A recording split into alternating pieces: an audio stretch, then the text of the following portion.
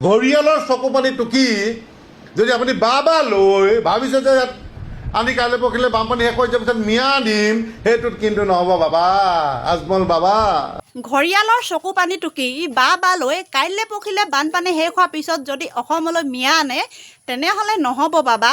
এই কথাষাৰ আকাশ শইকীয়াই কিয় ক'লে? ঘৰিয়ালৰ চকুপানী টুকি যদি আপুনি বা লৈ ভাবিছে যে আনি কাইলৈ পৰহিলে বানপানী শেষ হৈ যোৱাৰ পিছত মিয়া দিম, সেইটোত কিন্তু নহ'ব বাবা। সঁচাকৈয়ে আজমল ডাঙৰীয়াই বানাক্ৰান্ত ৰাইজক কিবা স্বাৰ্থৰ কাৰণে সহায় কৰি আছে নেকি? নে আজমল ডাঙৰীয়াই ৰাইজক কোটি কোটি টকা দিয়াৰ বিনিময়ত কিবা ৰহস্যজনক কথা লুকুৱাই ৰাখিছে? আকাশ শইকীয়াই কি ক'লে আৰু কিয় এনেকৈ ক'লে, ব'লক আমি আকাশ শইকীয়াৰ ভিডিঅ'টো সম্পূৰ্ণ চাওঁ।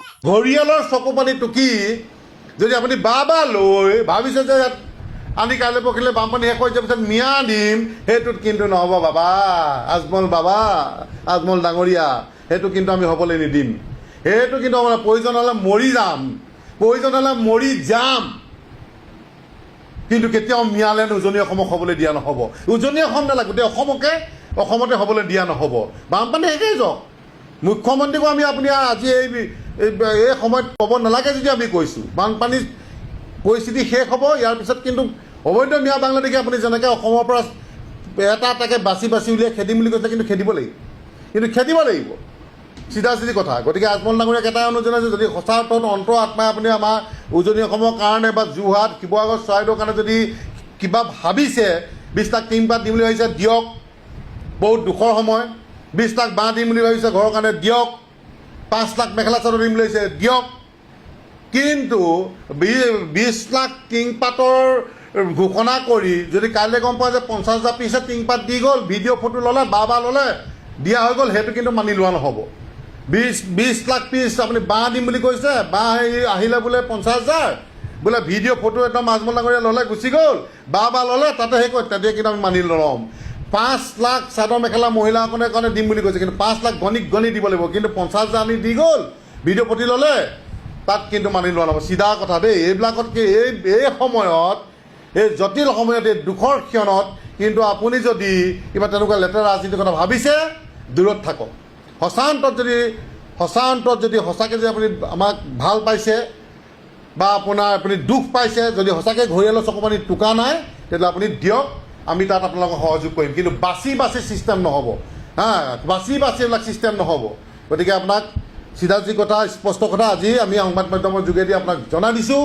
আৰু ইয়াৰ পিছত যদি আপুনি কিবা থাকে আমাক যোগাযোগ কৰক, আমি দেখুৱাই দিম, কোনে কৈছে কি নাই, ক'ত ছ'চিয়েল মিডিয়াত কি বাঢ়িছে, তন্নকৈ আপোনাক দি দিম। গতিকে এইখিনি কথা আপোনাক আজি আমি সংবাদ মাধ্যমৰ যোগেদি আপোনাক জনাই দিছোঁ। বাংলাদেশী খেদিব গৈ আকাশ শইকীয়া এতিয়া নিজেই হ'ল মিয়াৰ সন্তান। সেইবাবে কৰি গৈ আছোঁ আৰু মই ইনশাল্লাহ আশা ৰাখিছোঁ মোৰ আকাশ শইকীয়া মোৰ ল'ৰা নিচিনা, আজিৰ পৰা মোৰ ল'ৰা হৈ গ'ল। সৌ সিদিনালৈকে মিয়া খেদিব লাগে চিঞৰি থকা সেই ল'ৰাজন এতিয়া আনফৰ ডাঙৰীয়াৰ পুত্ৰ হৈ গ'ল। সৌ সিদিনালৈকে আজমল ডাঙৰীয়াই ৰাইজৰ বাবে কি কাম কৰিলে, কি কাম কৰা নাই, কিমান পইচা তেওঁ ৰাইজৰ কাৰণে বিলাই আছে, তাৰ প্ৰতিটো হিচাপ লৈ আছিল আকাশ শইকীয়াই। কাৰণে বা যোৰহাট, শিৱসাগৰ, চৰাইদেউৰ কাৰণে যদি কিবা ভাবিছে, 20 লাখ টিং পাত দিম বুলি ভাবিছে দিয়ক, বহুত দুখৰ সময়। 20 লাখ বাঁহ দিম বুলি ভাবিছে ঘৰৰ কাৰণে দিয়ক, 5 লাখ মেখেলা চাদৰ দিম বুলি ভাবিছে দিয়ক, কিন্তু 20 লাখ টিংপাতৰ ঘোষণা কৰি যদি কাইলৈ গম পোৱা যে 50,000 পিছে টিংপাত দি গ'ল, ভিডিঅ' ফটো ল'লে, বা ল'লে, দিয়া হৈ গ'ল, সেইটো কিন্তু মানি লোৱা নহ'ব। আৰু এতিয়া ঘপককৈ যে আনফৰ ডাঙৰীয়াৰ পুত্ৰ হ'ল কিয়? কেৱল আনফৰ ডাঙৰীয়াৰ টকা থকাৰ বাবে সকলো সম্ভৱ হৈ গ'ল নেকি?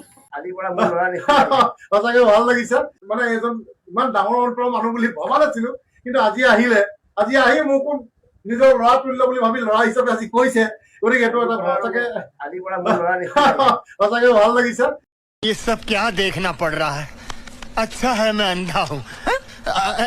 ओ भाई, मारो मुझे, मारो मुझे, मारो।